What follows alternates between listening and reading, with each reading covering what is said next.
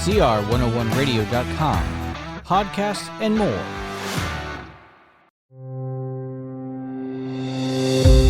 The Chalcedon Foundation presents The Crisis of Accountability. What is to be done? Crime and Crisis in Our Legal System. Part 8 of R.J. Rushdoony's lecture series, Crime and Punishment.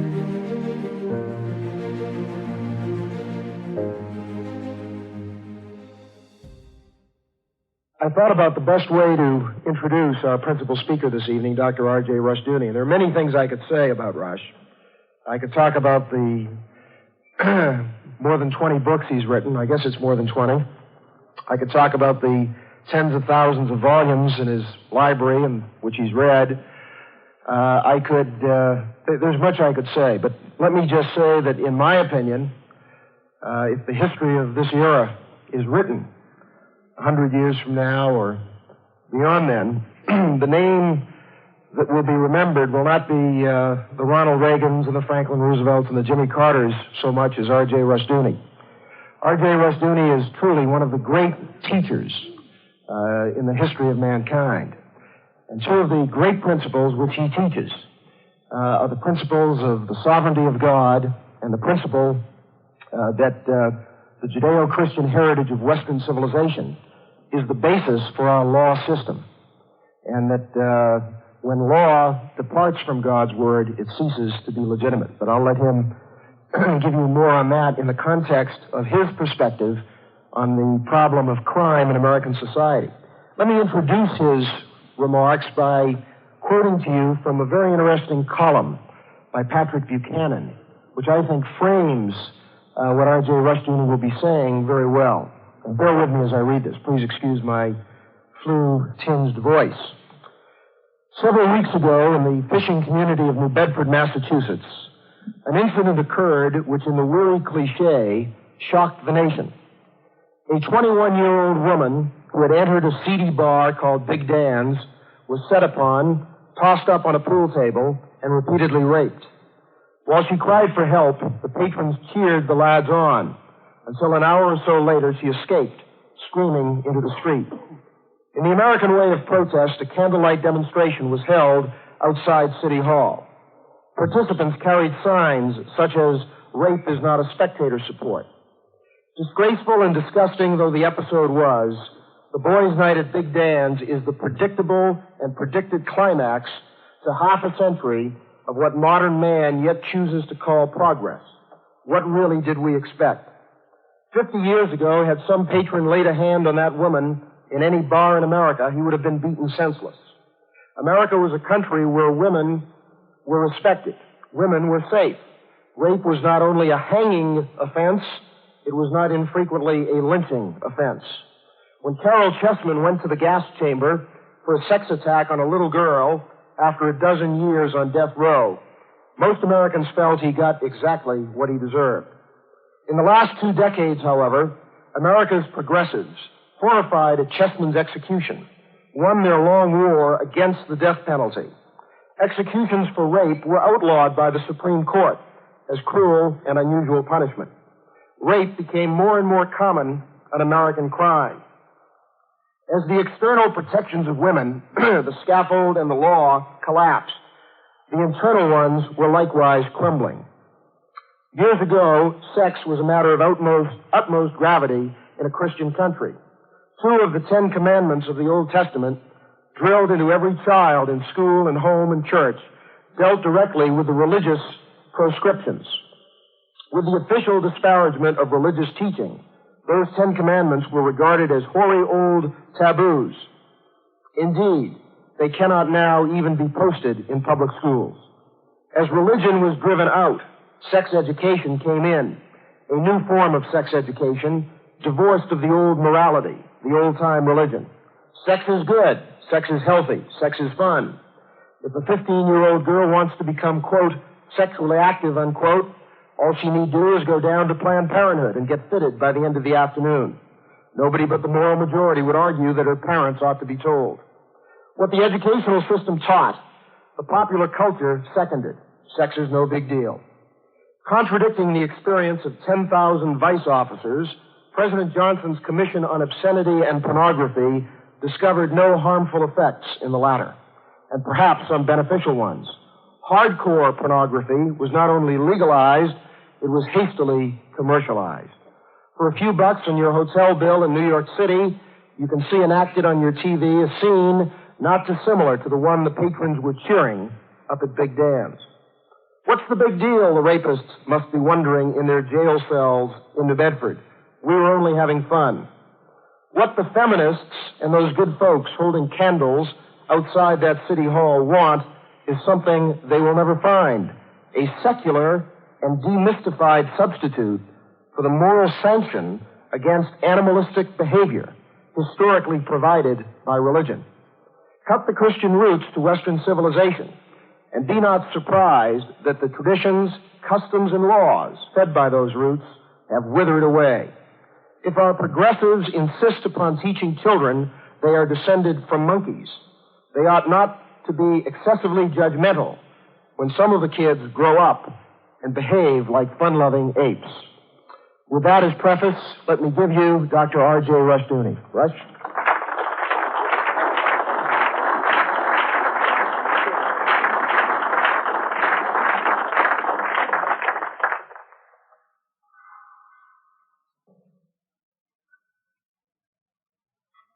About a decade ago, a police detective told me something which in substance was confirmed by a number of other men in police work.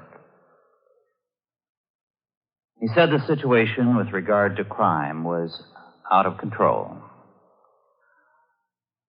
He said that when approximately 2% of the population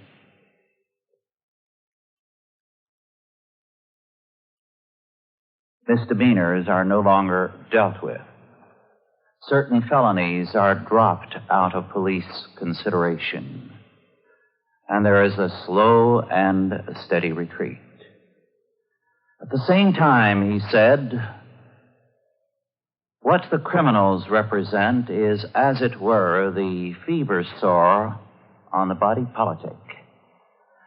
And the population at large represents a softened attitude with regard to moral standards, so that the legal system itself begins to falter. A friend who retired from the Pentagon just a few years ago told me that a neighbor whom he had previously respected was on the jury involving a very ugly case in which the offender was a young hoodlum. The hoodlum was acquitted. And when this man jumped his friend and neighbor, the man said, I couldn't sentence him. The next time it could be my son. Now that attitude is increasingly prevalent. When crime reaches a certain portion of the population as a way of life, the situation is out of hand. Yesterday on the plane, I picked up, before boarding, a copy of the April 11 Time magazine. The cover article is Fighting Cocaine's Grip. Millions of users, billions of dollars. Let me read one small portion of that article. I quote, experienced drug police are inclined to believe that their efforts against cocaine will amount in the end to a token fight. All we can hope to do, said Sergeant La Provote of San Francisco's drug squad, is prevent someone from setting up a cocaine stand in Union Square. One federal official who has been with the DEA since it began in 1973 has no heroic notions of putting an end to cocaine runs. We feel like we're part of a spectator sport, he says. We're not the answer. The answers are going to be found in your wallets and your conscience. Unquote.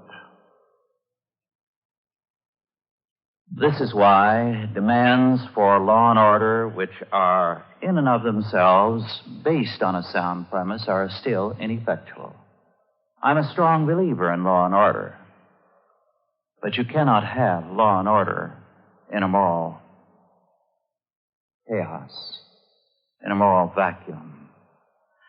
It is interesting to note that soon after the Enlightenment began its sorry course in Western history, George I of the House of Hanover came to the throne in England. At the same time, they were facing a very serious problem of crime. They went for stiff law and order and increased the number of hanging penalties. At the same time, they also passed the first Riot Act. The criminals were becoming so commonplace in London and throughout England that they were often rioting and taking over entire communities. But the Riot Acts did not help. Hangings became so routine that even stealing a loaf of bread could lead you to the gallows. But it made no difference. There was no difference until the evangelical reawakening changed people and therefore changed society. Let me say just parenthetically here, and I'm going to deal with this subject in one of our Chalcedon position papers by early summer. Ultimately, the law and order problem represents the failure of the churches. Let me add one thing more. The second largest importer of world socialism today is the Christian missionary operation, which in the form of liberation theology is propagating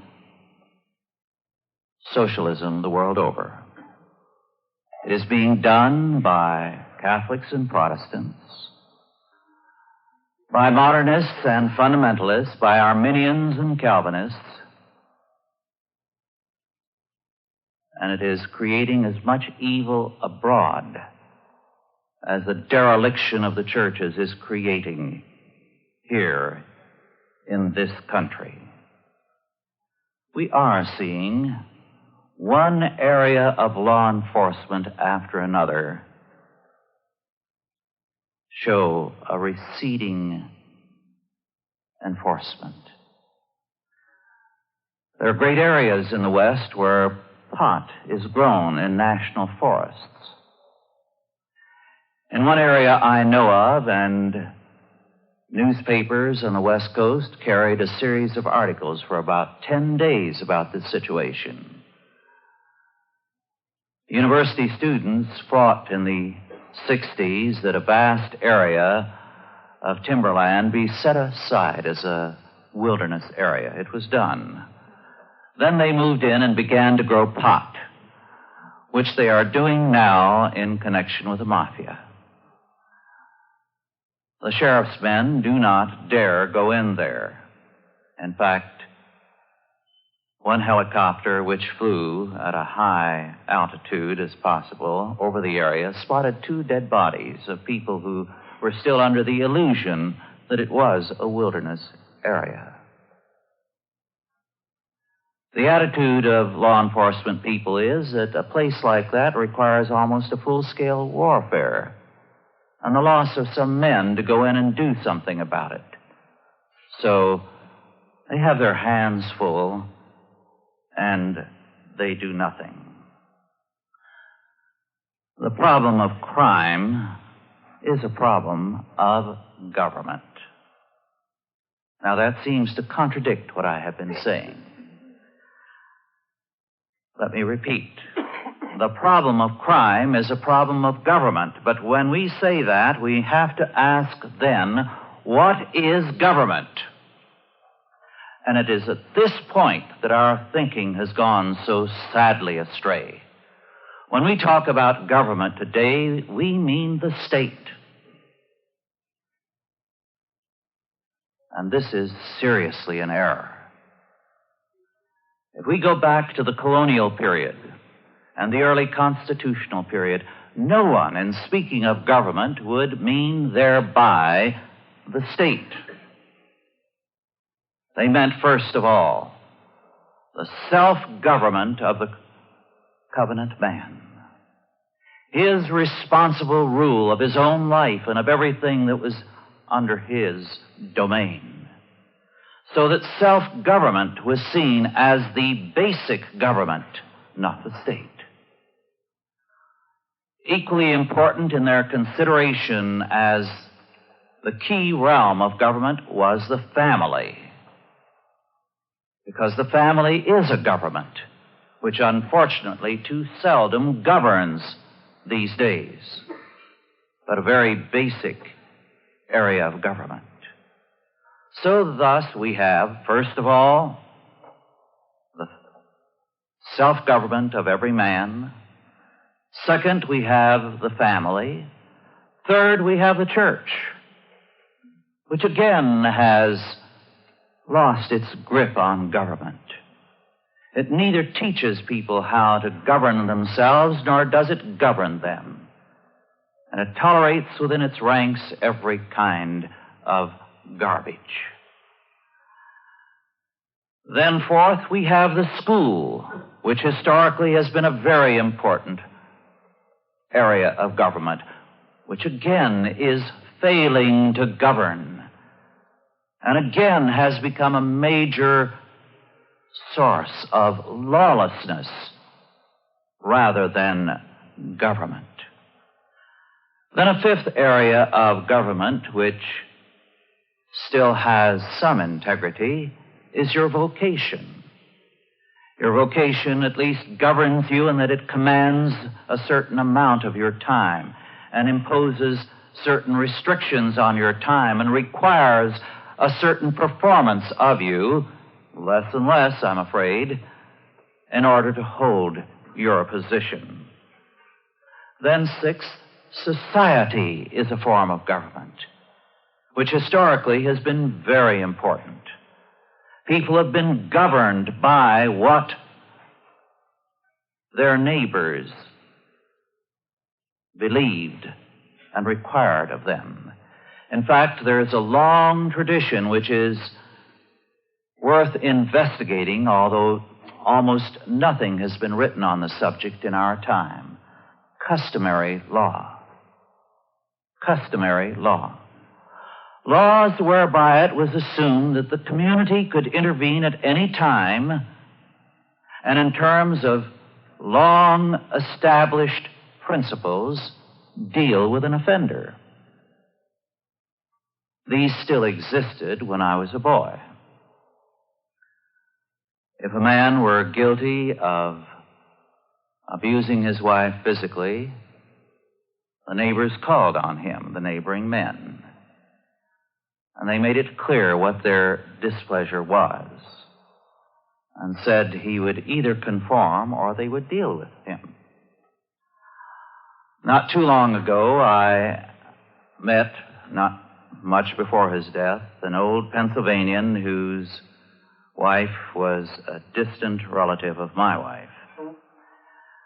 And I asked him if he knew anything about customary laws, and he laughed, and he said, "Oh, yes, they were very effective." He said, "We didn't have the trouble with abuse of children and abuse of wives by men."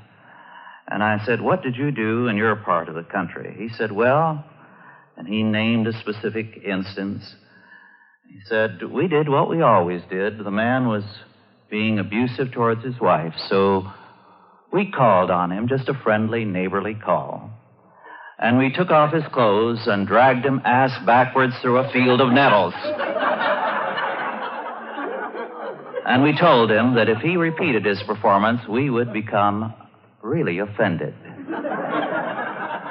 Now, I cite this to give you an idea of how extensive government once was. Civil government, the seventh kind of government, once was a limited area of government. In fact, when de Tocqueville came to this country, he said that the real government of the United States was its private associations, which is still something else that I have not yet described. What were these private associations? We would call them tithe agencies. Let me give you an example. I did a little bit of studying of Salem, Massachusetts, some few years ago. In 1795, Salem had 2,500 people, a village. 50 years later, in 1845, it had 45,000 people, so it had doubled and redoubled time and again. But it was still a quiet Puritan community in 1845. Why? It had had masses of migrants landing there. Not only those who stayed, but those who moved westward into other parts of Massachusetts and other states. Every ship that landed at the docks was met by an array of people. First, there was housing for the seamen on those ships and a chaplain. That type of thing you can find in Melville's Moby Dick, where Father Marple is the chaplain in this institution. Now, there were groups that met the immigrant families and dealt with finding housing for them. Others that had schools where they taught them English. Others of these associations would have Job Corps training for the men, all funded with the tithes of Christians.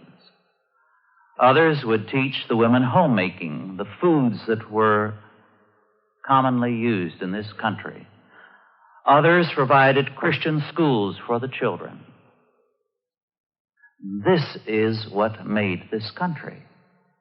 Because, as de Tocqueville said in a famous footnote, which too often is left out in abridged editions, a footnote that took most of the page, he warned, writing about 1830, that if the United States did not immediately develop a large standing army, it would be faced with revolution in a few years. He said that there were no slums in Europe to compare with those in the United States. That he questioned whether even in places like Calcutta there would be like conditions. Why? Well, we had no immigration laws in those days. And the minute we became a free country, what Britain and France and Germany and other countries did was to give any condemned criminal, whether condemned to death or to a term in prison, a choice. We'll give you a ticket to the United States. And naturally, they took it. They landed here, and in every city were such an army of lawless people that in the 5 Points area of New York City, the police only dared to go in by platoons. What happened? Well, tithe agencies went in. And in not too many years, they turned those areas into law-abiding ones and made this country what it is. But what we have now is that the state equates itself with government. And when we talk about government, we're talking about the state. And we're moving to that situation where, as in the Soviet Union, society and the state are identical.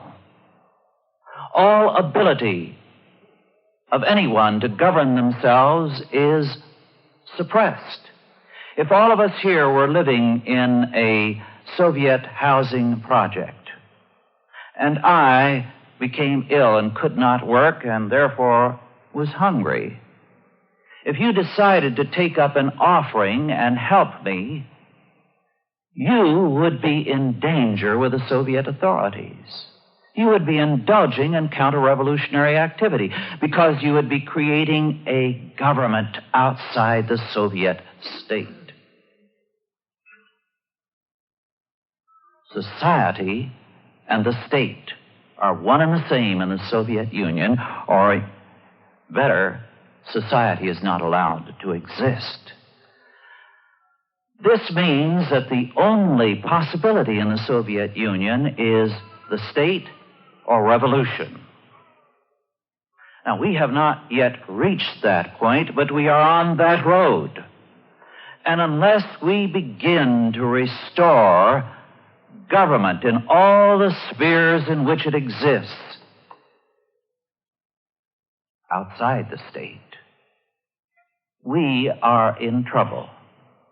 Let me add parenthetically, this is something that our foundation hopes, as we are able to grow and get the funding to do, to have training programs to teach people government, but not statist government.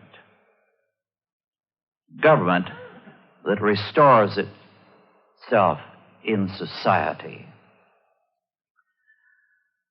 One of the basic, in fact, the first commandment given to man in Scripture is to exercise dominion and to subdue the earth.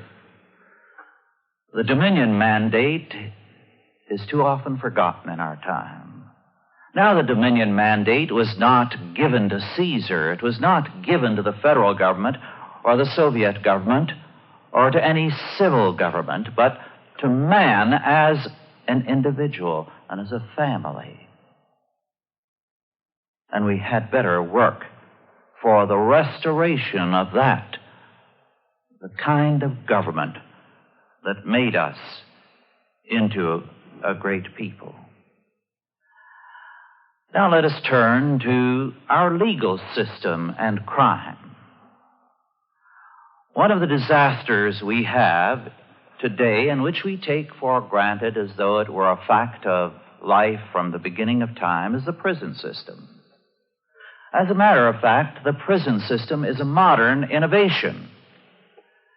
It goes back to Quaker liberals.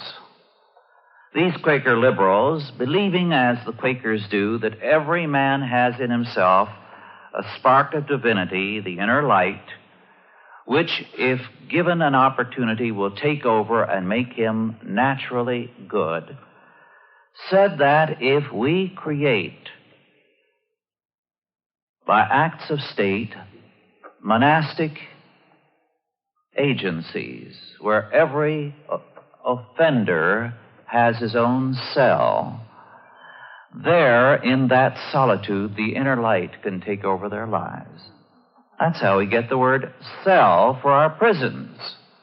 They were created to be monasteries where these men were going to save themselves as they meditated in their cells. This is a long and interesting history which has bred one disaster after another. But when we go back to the Bible, to the law as it is given in Moses, we find that prisons only existed to hold a person pending trial. He was then sentenced either to execution or to restitution. And restitution was twofold to fivefold, depending upon the nature of the offense. In other words, if a man stole $100, he had to restore $100 plus another 100. In certain types of offenses, the restitution had to be fourfold or fivefold because the particular kind of offense had implications and consequences that were far-reaching. Now, restitution, thus, had as its focal point the offended party. He was the one to whom restitution had to be made. But in the modern era, we have said that the offended party is the state. The state of California versus John Doe. Well, it may have been you or myself who were robbed. But no, the state says the crime was against us. So what happens to us doesn't matter. One man I know who was stuck with a bad check by a real bad check artist who turned out to be a professional was very indignant when the man was given a suspended sentence in order to get him out of California as fast as possible with a little incentive from the police. And he said, "But what about my money?" And the judge rebuked him for being a vengeful person. Now,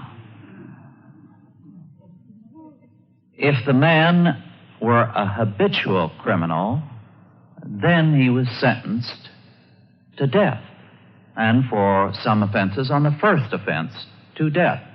As a matter of fact, the last law requiring the death penalty for habitual criminals was only struck down in the early 70s, was it not? It was once commonplace in this country, and I can remember as a boy when, no matter whether the offense was small or great, a habitual criminal was, on the third or fourth offense, executed. And the premise was that which, as Moses said, "So shall ye put iniquity out of the land." You didn't allow a professional criminal class to develop. If a man were a professional criminal, then he was eliminated. Now, I think it is interesting to note that the restitution system is beginning to come back.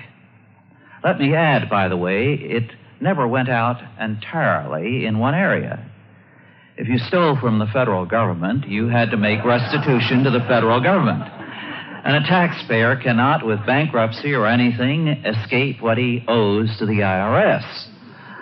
The federal government at this one point has had a strand of biblical premise to its thinking. Unfortunately, almost the only area.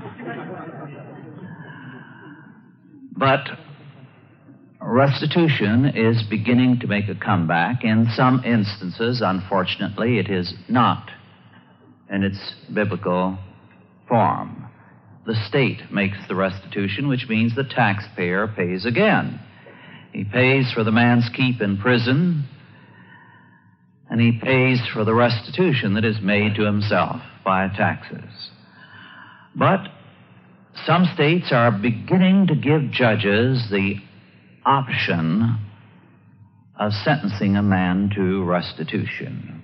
A friend of mine, Judge Paul Mitchell Wright in North Carolina, was instrumental in getting the first law of that sort onto the statute books. And while some judges are hesitant about making use of it, those who are finding that it is very helpful. As a matter of fact, sometimes restitution is being required when the state law doesn't actually call for it.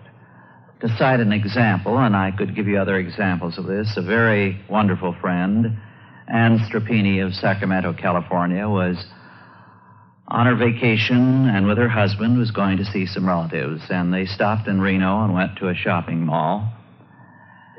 And someone tried to snatch her purse. Anne would not surrender it. She only had $14 in it, but being a good conservative and an activist, as she told her husband afterwards, Elmer was quite indignant about what she went through for $14, and she said it wasn't the money, it was the principle of the thing. Well, Anne is a little strip of a woman, and she wrapped her arm around that bag, and the man picked her up and threw her to the ground and did everything to shake her loose from it. Meanwhile, some of the shopkeepers in the mall saw what was happening and called the police, and they came and got the man. When Anne left the hospital, the police asked her to come in and sign the complaint. The young man was a university dropout from somewhere who was into drugs. And Anne said, "I'd rather not sign this. I don't believe in prison. I don't think it's going to do him any good. I believe in restitution." She explained it to the police sergeant, and he said, well, lady, we'll work that out. He said, you signed this, and we've got enough eyewitnesses that we can get a confession out of him, and we'll tell him that if he signs a confession, which we can use if he goes astray, we'll put him in a halfway house. While you're in the hospital, we've been drying him out. Then he can go out and work during the day, stay at the house at night, and make restitution to you. And she said, fine. I'm not going to hold him to more than double restitution, and here are the hospital bills. Well, the story worked out beautifully. The young man is now, this is about 3 years after he completed his restitution, working in a drug rehabilitation center with other young people. And Anne had a visit from his parents who were most grateful. But restitution does offer us something that is important. It deals effectually with the problem of crime. It makes restoration, which the law now does not do. The principle of restitution and some kinds of restitution require, you see, the death penalty eliminates the offender where he must be eliminated.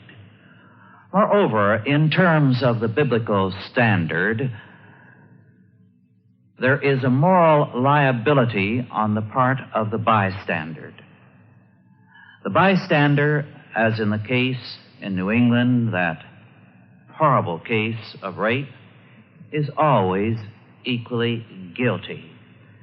Thus, in terms of this, the liability of the bystander, we also involve everyone in the responsibility for law enforcement.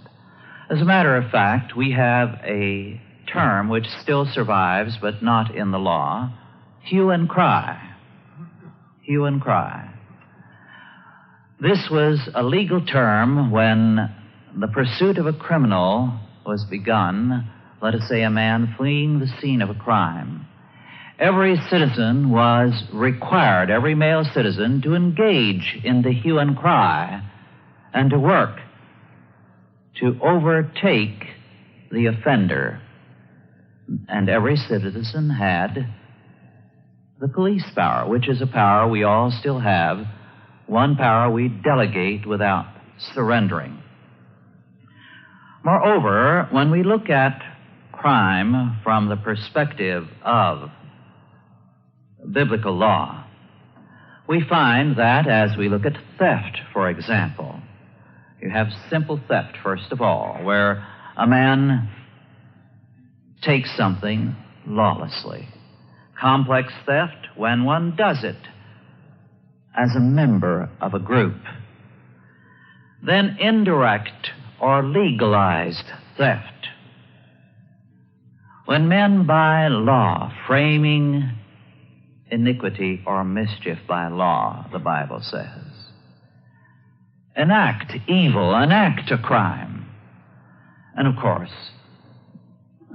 most of the laws enacted in the past half century have been framing iniquity by law. They have enacted envy. They have enacted class warfare, the rich against the poor. They have penalized people for being more successful. We have a tax structure which is envy enacted. And wherever we turn, we find today this kind of theft common to most people. You remember when I began, I said when 2% of a population are criminal, law and order becomes a retreating fact. Because at the same time, there has been a decay in the population at large. Now, it's that decay that I'm talking about now. Envy. Envy today is the foundation of a great deal of our legislation, a great deal of our entertainment. because television incorporates the premise of envy and the conflict of interests. If we believe in God, we believe in an ultimate harmony of interests. And this is why we can believe in the free market, because there is an ultimate harmony of all interests. But when you eliminate God from economic and political thinking, you must posit the conflict of interests. And then envy takes over and becomes a virtue. And today, our educational system promotes envy as a virtue. Should we be surprised at the products? I think the most remarkable fact of the 60s, 70s, and 80s is that the educational system, being as bad as it is, and turning envy and other vices into virtues, has not destroyed the country totally. That's the most remarkable fact. It indicates something of the resiliency of our background and the lingering elements of what the opposition calls the Puritan work ethic. But crime has been turned today. Theft, envy, all the 7 deadly sins, virtually, are now regarded as social virtues. And the foundations of society have been undermined. This is why, to deal with the crisis in our legal system, we have to stand back and deal with the moral crisis in ourselves, in our families, our churches, our communities. And we have to restore every aspect of self-government and government, the family, the church, the school, vocation, society, and tithe agencies to their rightful place. De Tocqueville said, remember, that the thousands upon thousands of private associations were the real government of the United States. And they were. Most of the governmental functions were exercised outside the state. I have a little story I like to use again and again, and if some of you have heard it, please bear it with me. A friend of mine, a California rancher, was going to Virginia City, Nevada. And before he left, Ted Musio told me his elderly neighbor, a rancher who was over 90, came over. And he said, Ted, I wish I could go to Virginia City. I was born there. He said, I want you to do me a favor. When you go there, go to the Catholic Church and see if my grandfather's grave is being taken care of. And I'll give you some money to give to the priest to see that it's properly taken care of. Then he said, I want you to go to the house we owned, a house in which I was born. He said, it's a great, big, old Victorian house, 2 stories, with a lot of gingerbread. Let me know if it's still standing there and what it looks like. Well, Ted went there, and he went to the church, took care of that, located the house very easily. It was everything that his neighbor had described it as being. It had a new roof on it, and somebody was living in it. So he went to the county Hall of Records, and he tracked down that piece of property. And he found that, of course, they had not been able to sell it because the silver mines were shutting at that time in the early 90s.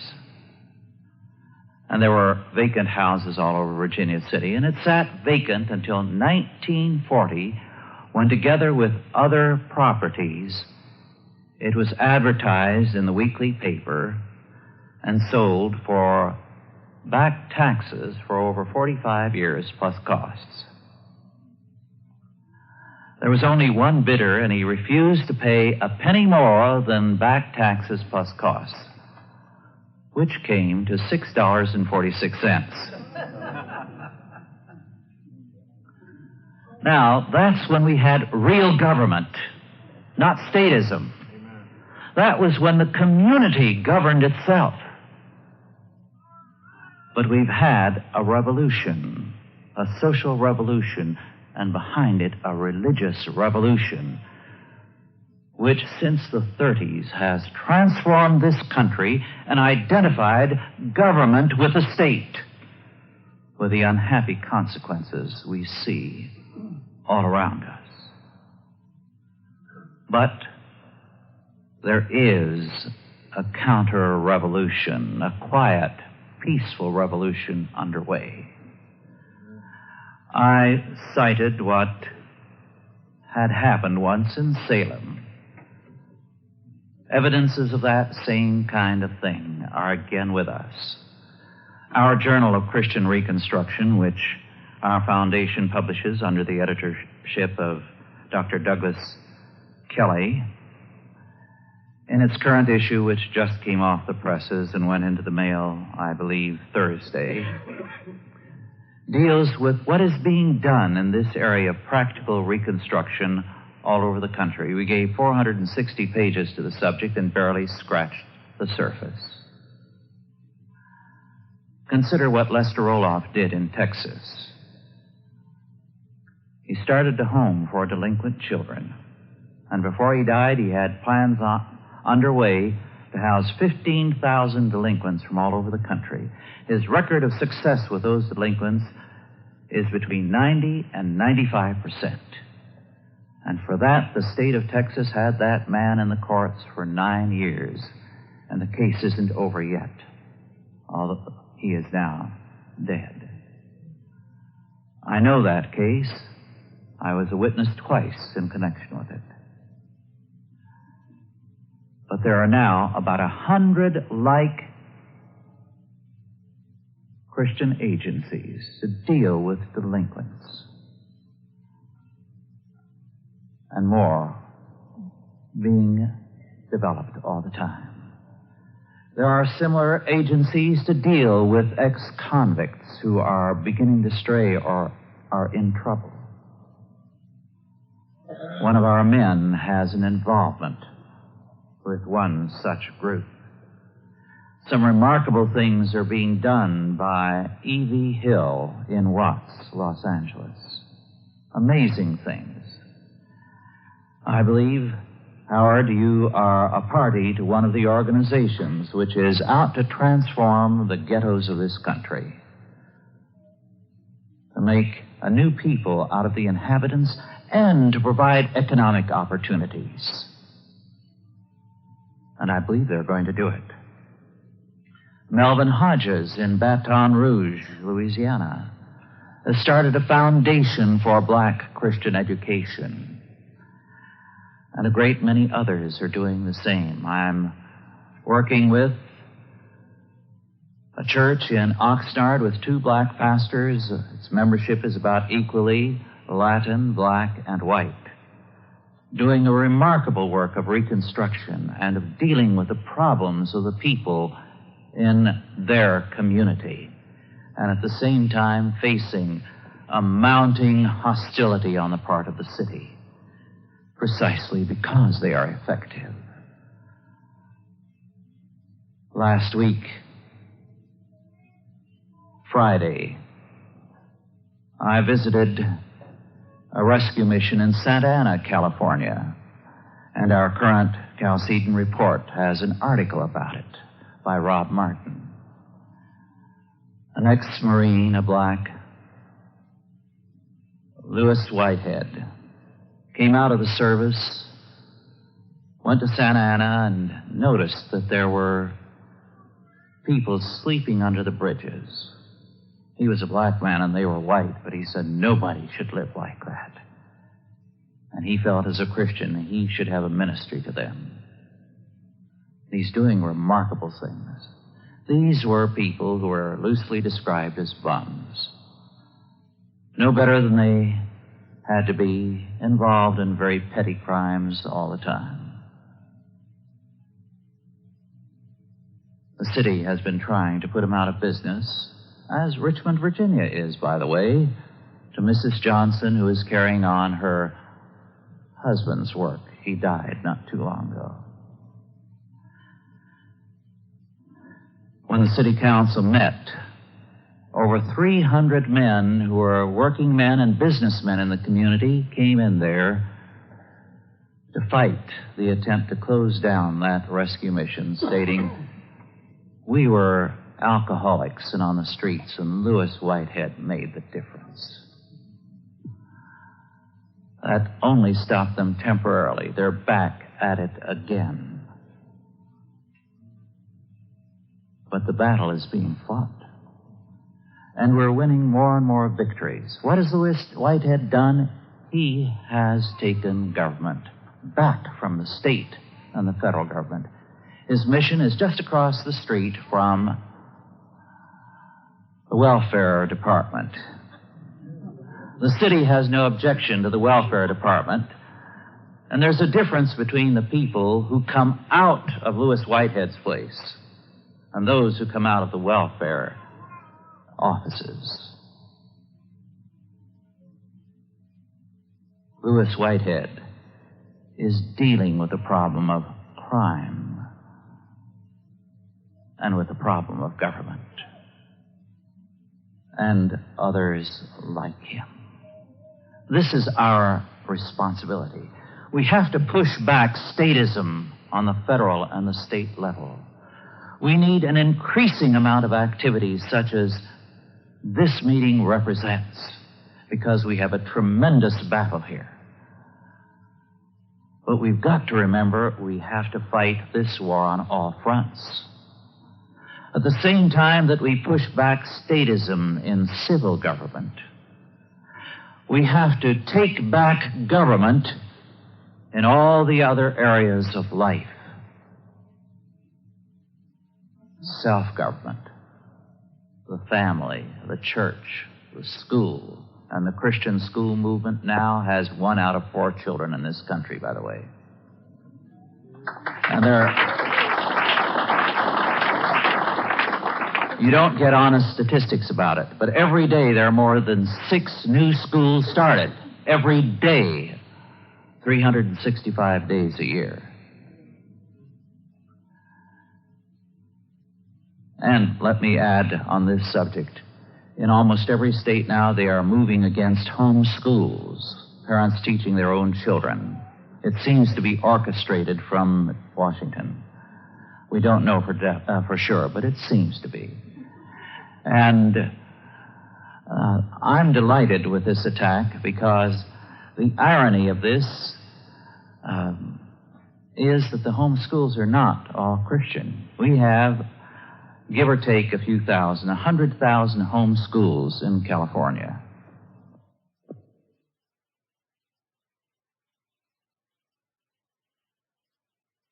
Many of those home schools are conducted by liberal and radical parents who've had it with the public schools. So now they are in the battle, and they're very welcome. We have to take back the school from the state, control over our vocations, and control over society at large, and restore civil government to its proper and biblical place as a ministry of justice. Thank you.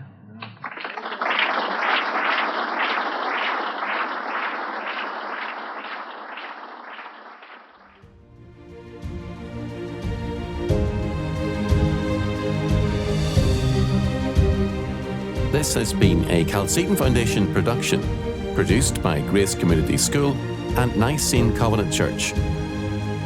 If you enjoyed this lecture, be sure to visit chalcedon.edu for more lectures and series by R.J. Rushdoony and the Chalcedon Foundation.